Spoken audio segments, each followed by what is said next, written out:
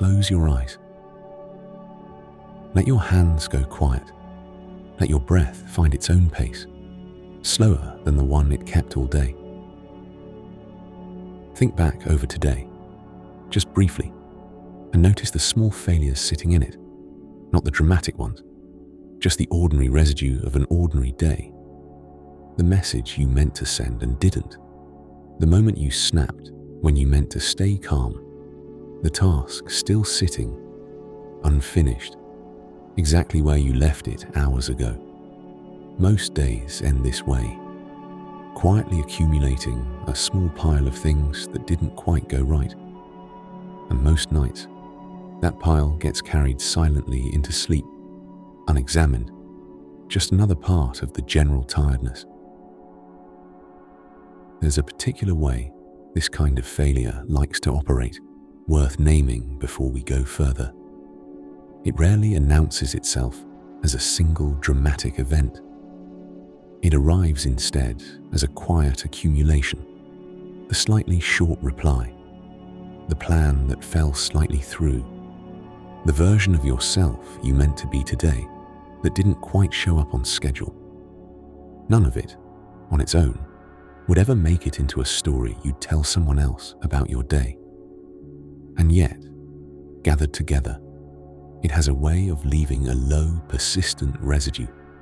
The sense that today, once again, wasn't quite managed correctly, even though you couldn't point to any single moment and say exactly where it went wrong. There was a writer who spent an entire life looking directly at failure, without flinching from it and without dressing it up as anything other than what it was. And somehow, out of that unflinching look, produced one of the strangest, most oddly comforting sentences in 20th century literature.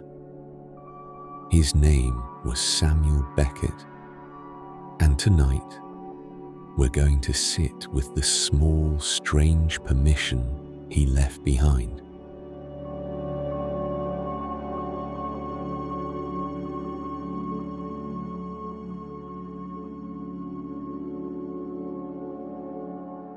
Beckett spent far longer failing, by any ordinary measure, than he ever spent succeeding. He was Irish, born just outside Dublin, and for the first few decades of his adult life, almost nothing he wrote found an audience. Publishers rejected him routinely, sometimes with a courtesy that stung more than outright dismissal would have. Polite letters explaining at length why the work simply wasn't right for them. His early novel sold so poorly that copies of it were still sitting in a warehouse, unsold, years after it came out, gathering the particular kind of dust that only unwanted books seem to gather. He lived for long stretches in near poverty in Paris, translating other people's work to pay rent, writing his own work largely for himself, with no evidence that anyone beyond a small circle of friends would ever read it. He was, by any conventional measure available to him at the time, simply a failed writer, well into his 30s, with no visible sign that this was about to change. And during the Second World War, failure took on a far more dangerous shape. Beckett worked for the French resistance, helping pass along intelligence against the Nazi occupation, until his own cell was betrayed, and several of his close friends were arrested. Some of them never seen again. He fled south on foot, with almost no warning, leaving behind most of what he owned, and spent the rest of the war in hiding in rural France, doing what small, uncertain resistance work he still could from there, never once knowing whether any of it was accomplishing anything at all, or whether the danger he was living inside would end in anything other than his own capture. It wasn't until he was in his mid-40s, with most of his working life already behind him, that a strange, sparse play, about two men waiting by a bare tree for someone who never arrives finally found an audience. That play, Waiting for Godot, made him famous almost overnight and eventually led to a Nobel Prize in his 60s, decades after most of what he'd write and failed to place and quietly set aside had already happened. By the time recognition actually arrived, he'd already lived an entire working lifetime without it, and had, by every indication, made a kind of peace with the likelihood that it might never come at all. Picture what that actually would have felt like, from the inside, without the benefit of knowing how the story eventually turned out. Writing every day, for years, toward an audience that showed no sign of ever materializing. No indication in the moment that any of it was building towards something.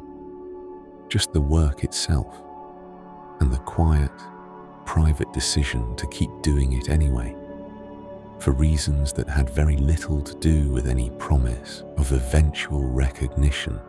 He wasn't secretly certain success was coming. He genuinely didn't know, and he kept working through that not knowing for the better part of 2 decades, which is a considerably longer stretch of uncertainty than most of us are ever asked to sit inside. Whatever he understood about failure, in other words, wasn't a theory borrowed secondhand. He'd lived inside it, patiently, for the better part of his adult life, long before anyone was interested in what he had to say about it.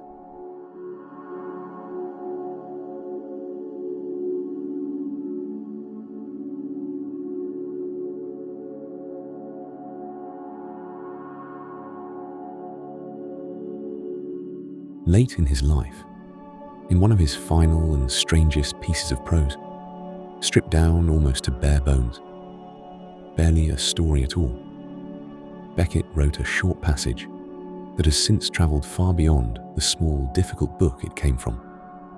He titled that book, Worstward Ho, a small, dark joke buried right in the title itself, playing on the old phrase, Westward Ho, the cheerful cry of settlers heading towards some hopeful new frontier.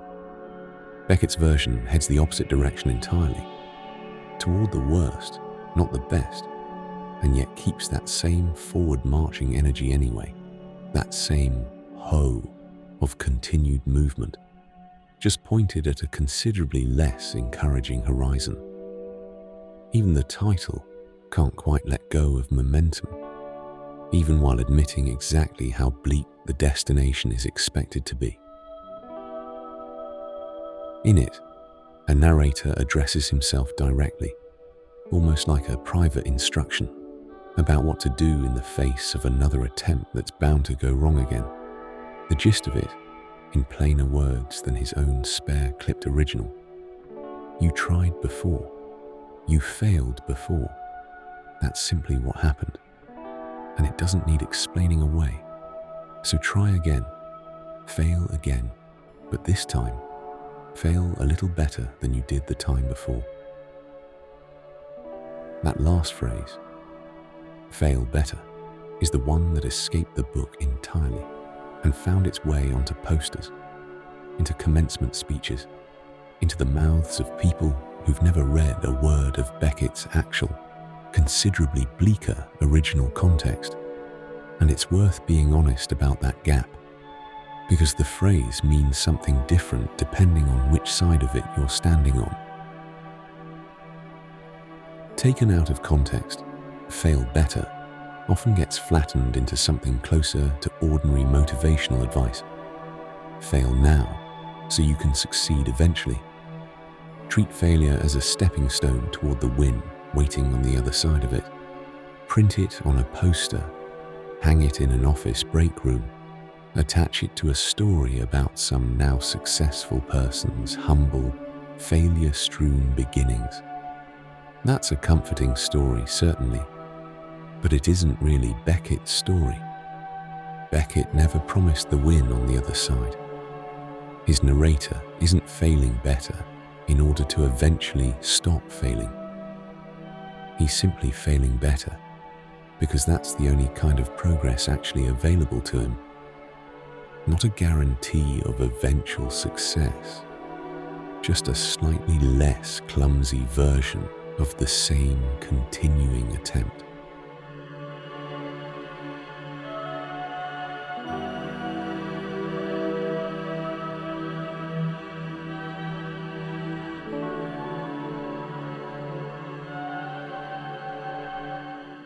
Notice how different those two versions actually feel once you sit with them side by side. The poster version needs an ending. It needs the failure to eventually resolve into a success story, or the whole message collapses. Nobody frames tried, failed repeatedly, kept failing, the end, as inspiration. But Beckett was writing from somewhere that never assumed an ending was coming at all. His characters fail without any narrative promise that it will eventually add up to something. And strangely, that absence of a promised payoff is what makes his version of encouragement feel more trustworthy rather than less. He isn't selling you anything. He's simply telling you what he actually saw, clearly, without softening it for your comfort. And the fact that he refused to soften it is exactly what makes the small comfort he does offer worth believing. You might reasonably wonder why comfort would come from a writer this famously unsentimental, a man whose work is often described as bleak, absurd, even despairing. It's a fair thing to wonder, but consider it this way. A comforting thought from someone who has never looked closely at how bad things can actually get is easy to doubt, precisely because you can't be sure they've tested it against anything real. A comforting thought from someone who spent an entire life staring directly at obscurity, danger, and repeated failure, and still managed to leave behind something this quietly steadying, that one has already survived the test. Beckett isn't offering you comfort because he's naive about how hard things are. He's offering it because he already knew more thoroughly than most people ever have to, and decided the trying was still worth doing anyway. That distinction matters more than it might seem to, especially at the end of a day that didn't go particularly well. Beckett isn't offering you a promise that tomorrow will finally be the day everything comes together, if only you keep trying hard enough tonight. He's offering something stranger, and in its own way, more honest. Permission to have failed today, exactly as you did, without that failure owing you anything in return. No redemption arc required, no guarantee that the story eventually resolves into triumph. Just the plain, sufficient fact of having tried, having fallen short in some particular way, and being allowed tomorrow to try again, perhaps slightly better, perhaps not even that. There's something worth noticing too, in the shape of that original passage itself, even without quoting it directly. The sentences Beckett wrote there get shorter as they go. Longer thoughts at the start, gradually clipped down to almost nothing by the end. Short bursts, barely full sentences, as though the writing itself were growing tired in real time, running low on breath, and continuing anyway, in whatever fragments it still had energy for. The form matches the content exactly. Even the writing about trying again is itself an act of trying again, sentence by shortening sentence, refusing to stop just because it had gotten harder to continue in full, complete thoughts. There's something almost physical in that, closer to how an exhausted body might still take one more step, then another, in shorter and shorter strides, rather than stopping outright.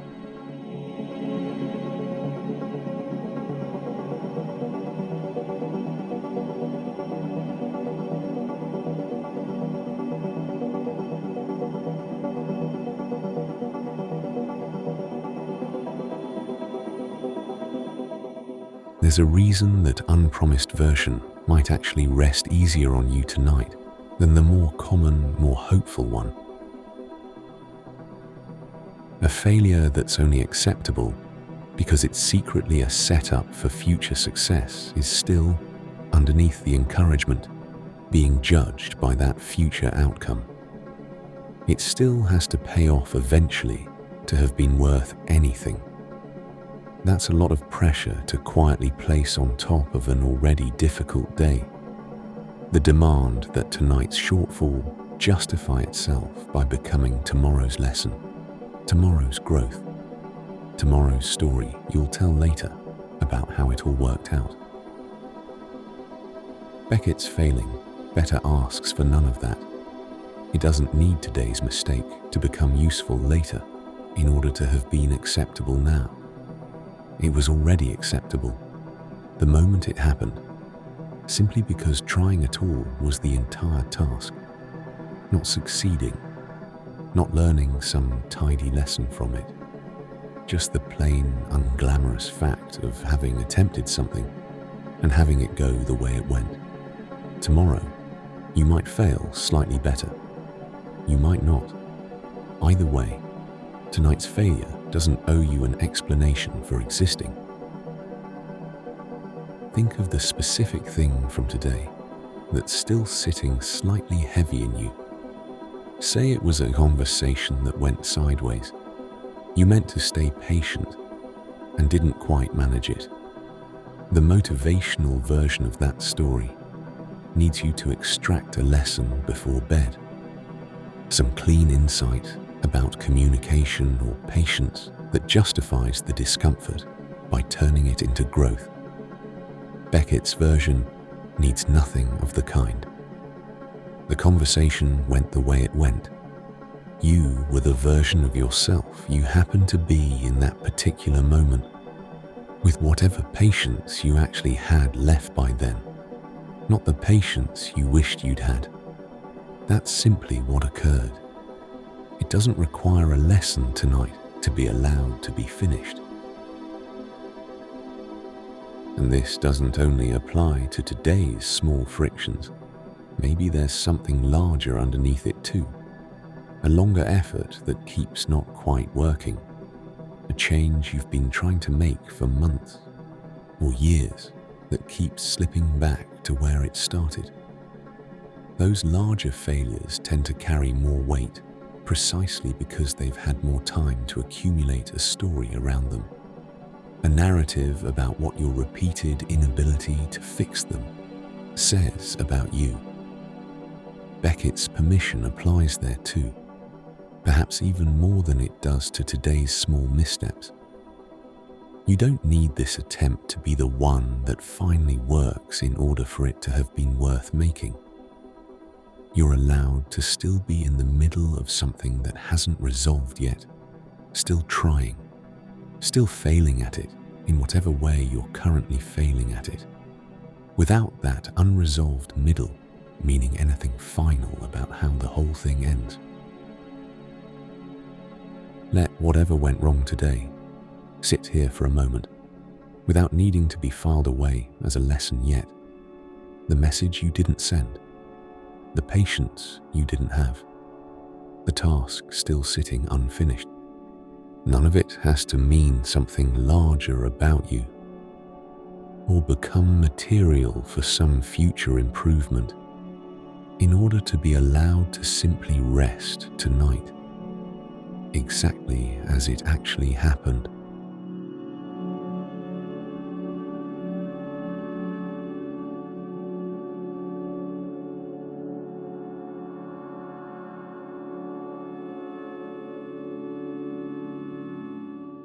Beckett's characters, across almost everything he wrote, share this same strange, stubborn quality. They rarely win anything. They rarely even seem to expect to.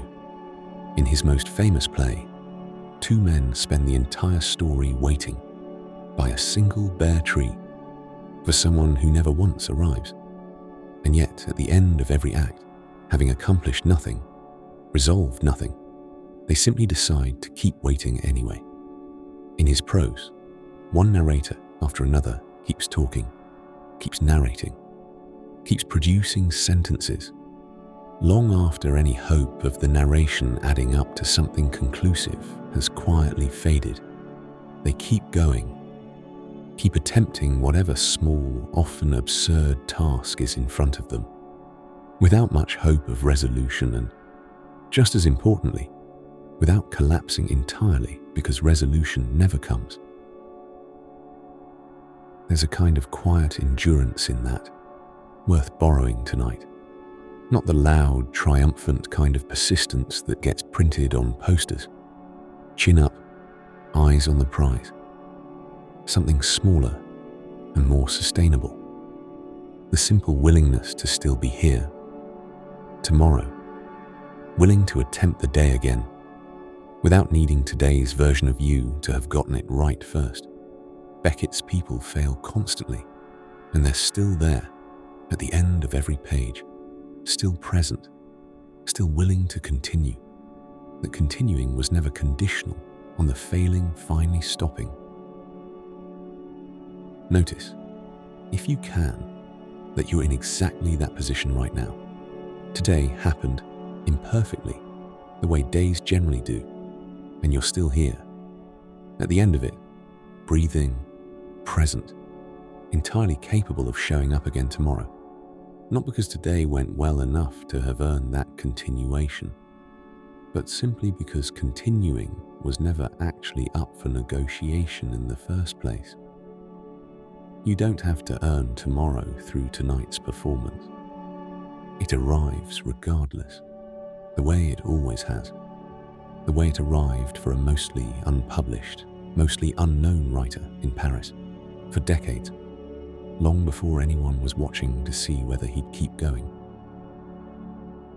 There's an earlier piece of his, part of a long, strange trilogy of novels, that ends on a note close to this same idea, though considerably starker in its own original wording.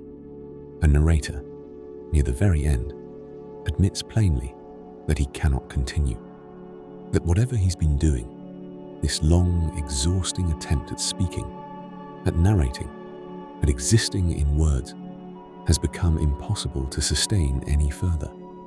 And then, in the very same breath, without any resolution to that impossibility, without anything actually changing, he decides to continue anyway. Not because a solution arrived, not because the impossibility stopped being impossible, simply because going on, it turns out, was still somehow available to him, even from inside a sentence that had just finished explaining why it wasn't. That's worth sitting with tonight, if any part of today felt like more than you could manage. You don't need to have resolved the difficulty in order to continue past it. You don't need the impossible parts of today to have become possible before you're allowed to keep going tomorrow. Beckett's narrator never solves his own exhaustion. He simply keeps speaking anyway, past the point where speaking seemed sustainable, and that, strangely, turns out to be enough.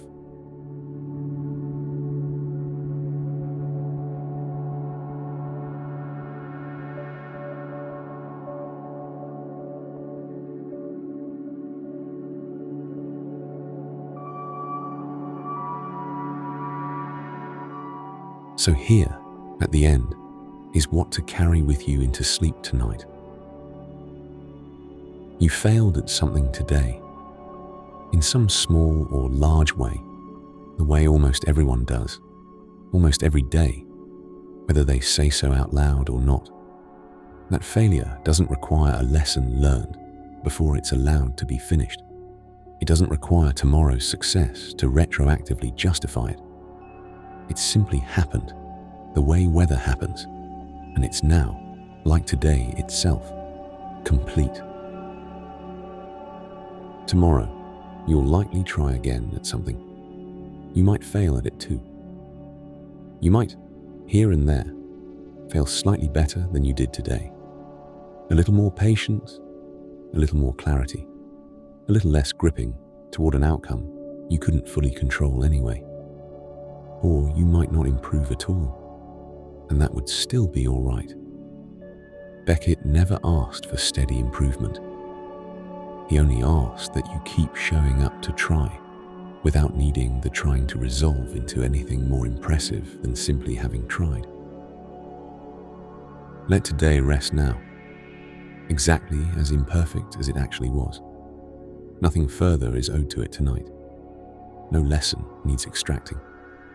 No redemption needs scheduling for tomorrow morning. It happened. It's over. And you're still here. Which, on nights like this, might be the only success that was ever actually required.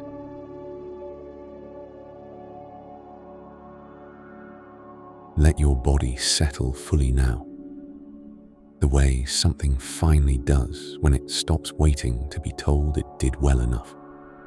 You don't need that verdict tonight. You're allowed to rest without it. Whenever you're ready, let even this go. Sleep now.